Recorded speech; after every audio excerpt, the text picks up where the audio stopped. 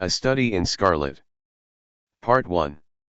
Being a reprint from the Reminiscences of John H. Watson, M.D., late of the Army Medical Department. Chapter 1. Mr. Sherlock Holmes.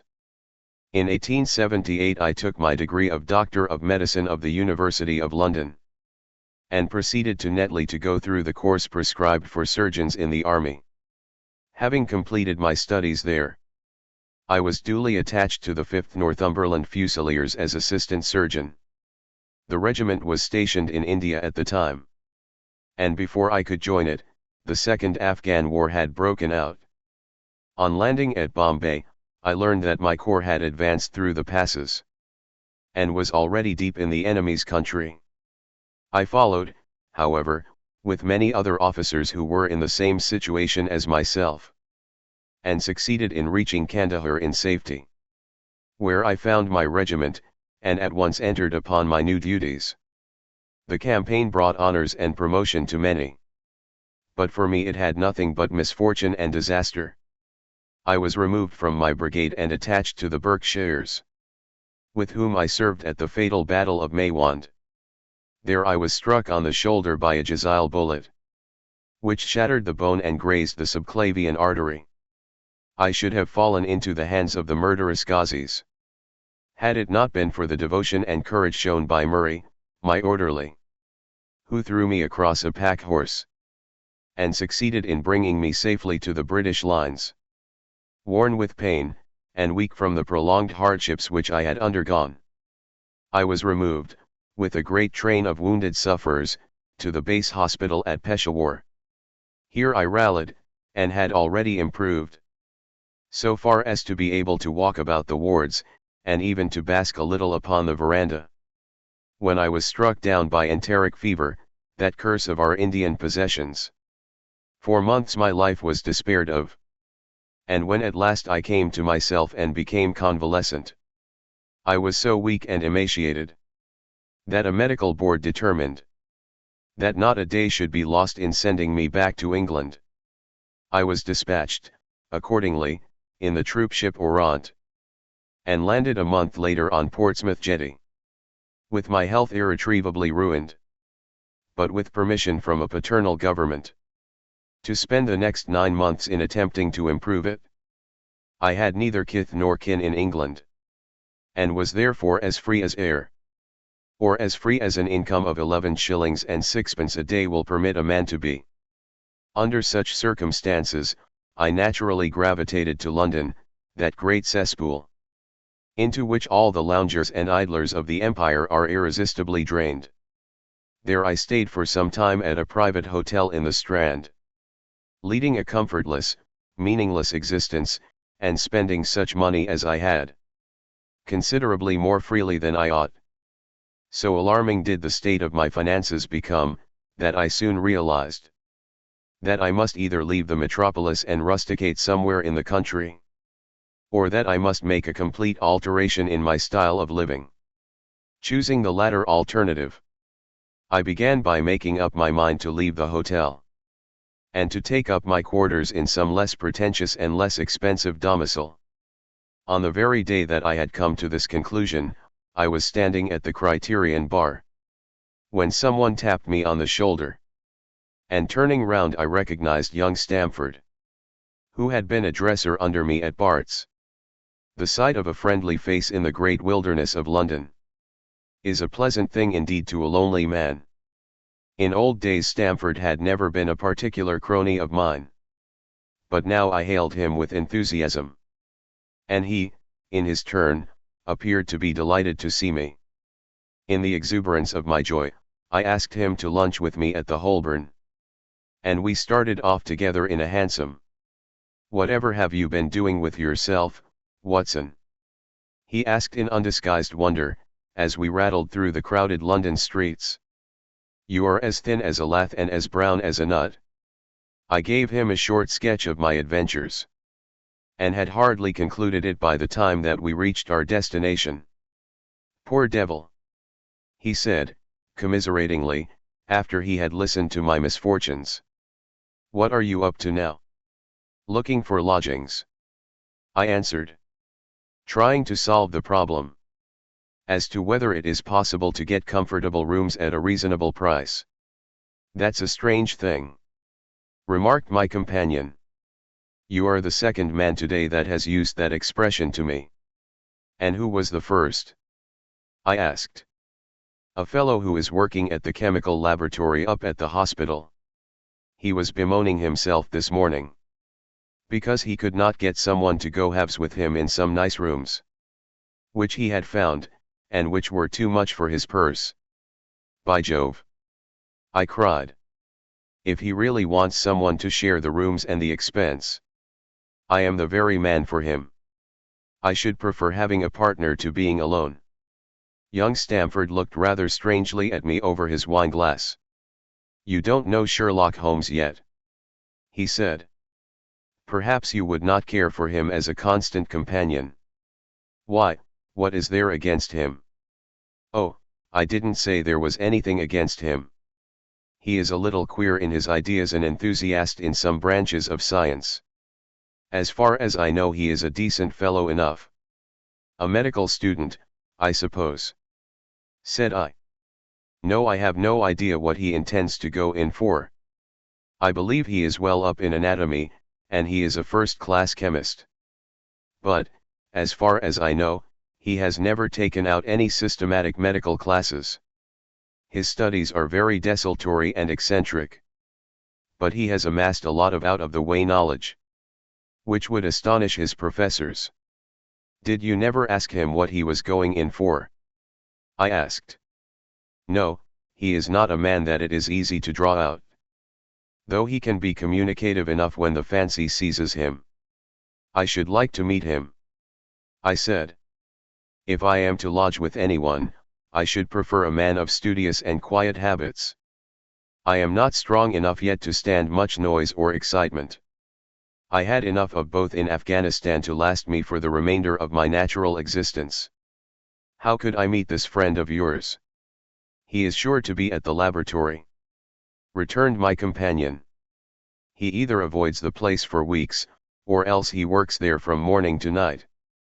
If you like, we shall drive round together after luncheon. Certainly, I answered, and the conversation drifted away into other channels. As we made our way to the hospital after leaving the Holborn, Stamford gave me a few more particulars about the gentleman whom I proposed to take as a fellow lodger. You mustn't blame me if you don't get on with him, he said. I know nothing more of him than I have learned from meeting him occasionally in the laboratory.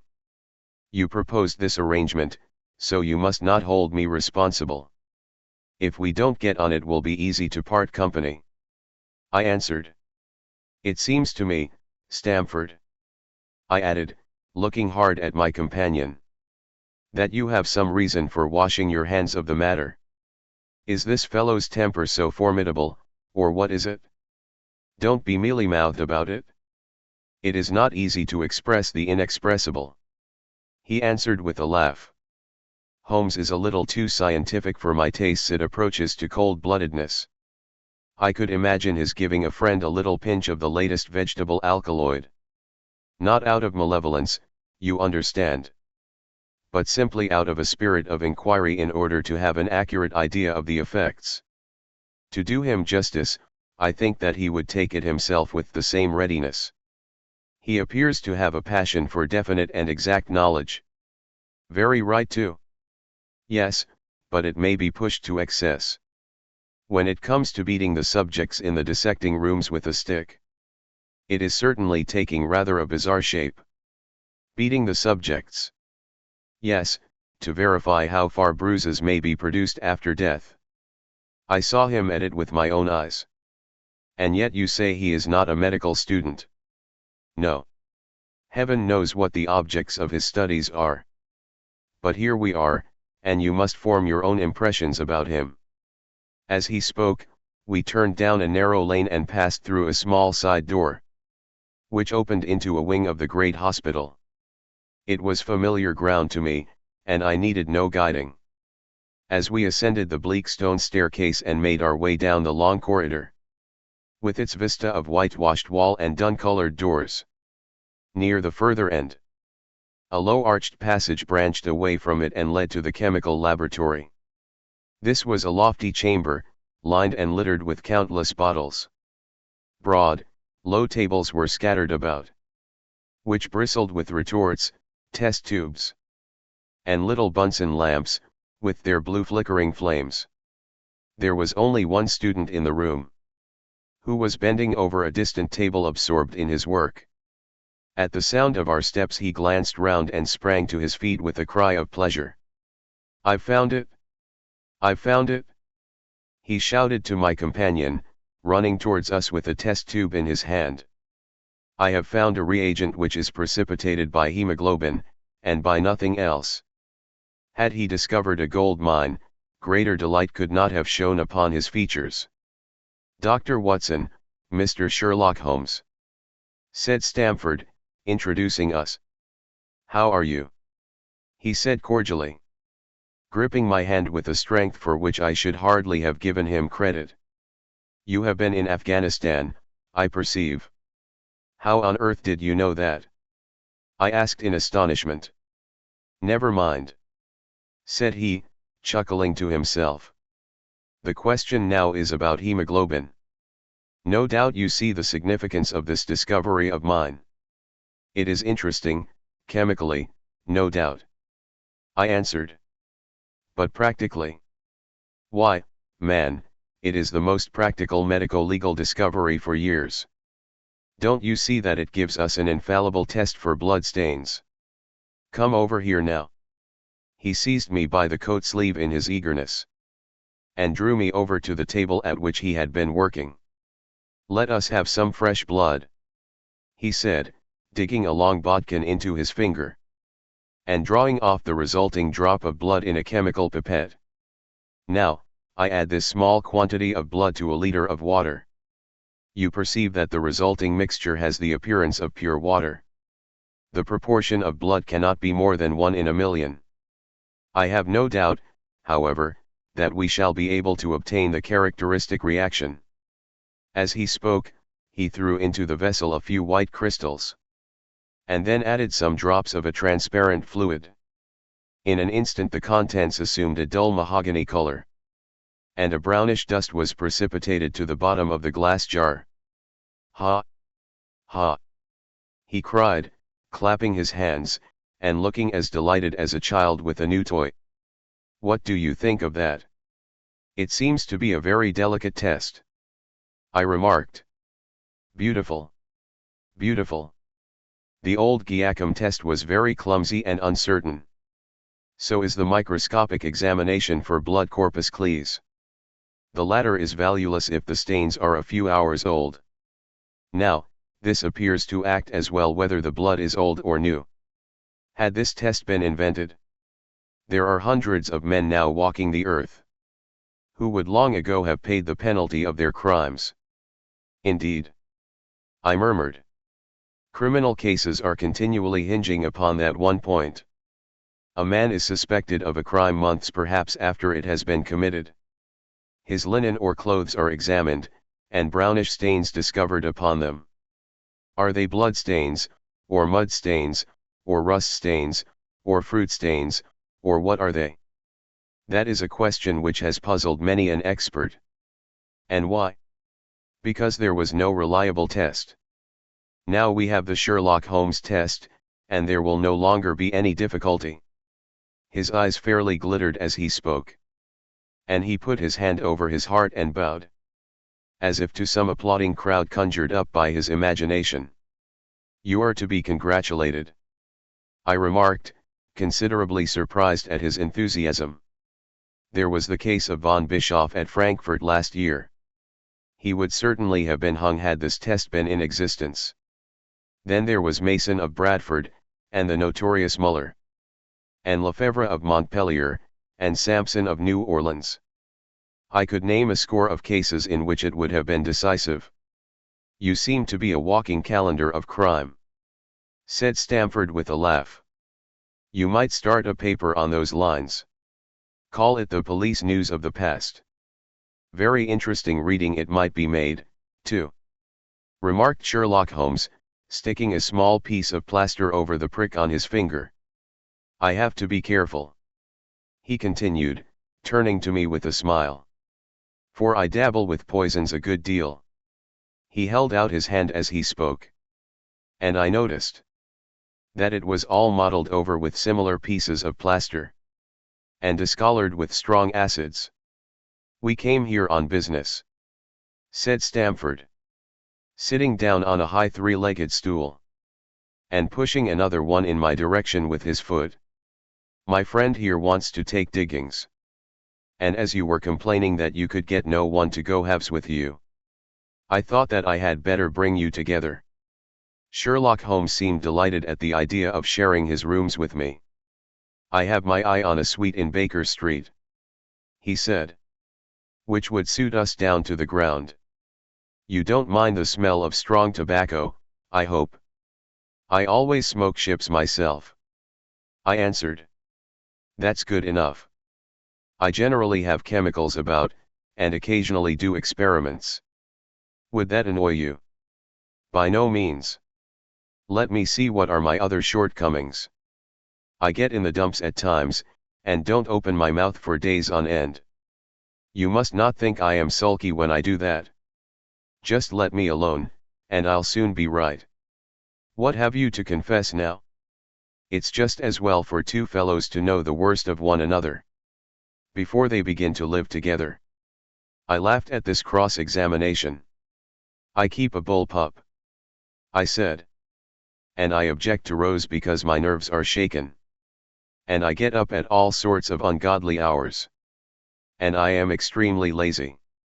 I have another set of vices when I'm well, but those are the principal ones at present."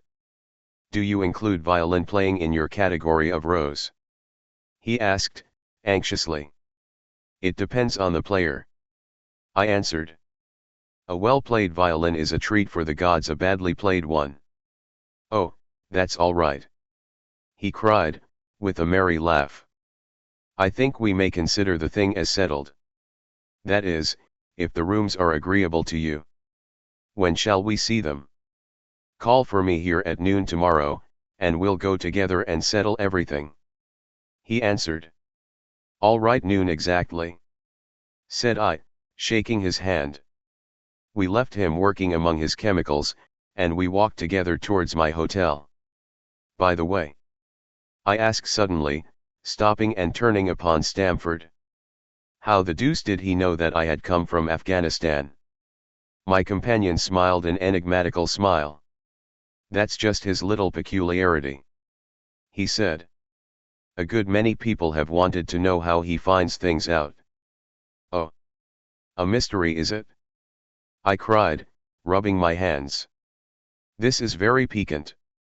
I am much obliged to you for bringing us together. The proper study of mankind is man, you know." "You must study him, then," Stamford said, as he bade me goodbye. "You'll find him a knotty problem, though. I'll wager he learns more about you than you about him. Goodbye." "Goodbye," I answered, and strolled on to my hotel, considerably interested in my new acquaintance.